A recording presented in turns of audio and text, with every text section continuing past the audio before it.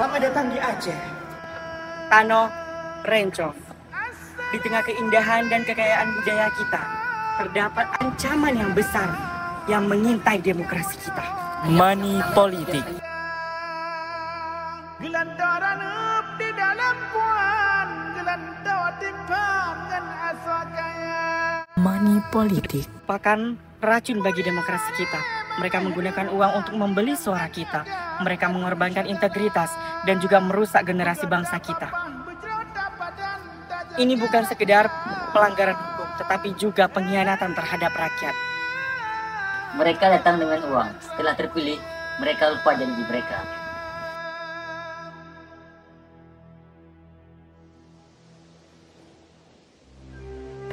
Kami merasa dikhianati. Ketika suara kita dibeli, kita kehilangan hak untuk masa depan yang lebih baik. Money politik membawa kita pada pemimpin yang tidak peduli, korupsi yang merajalela, dan penderitaan yang berkepanjangan. Inilah bagaimana mereka melakukannya.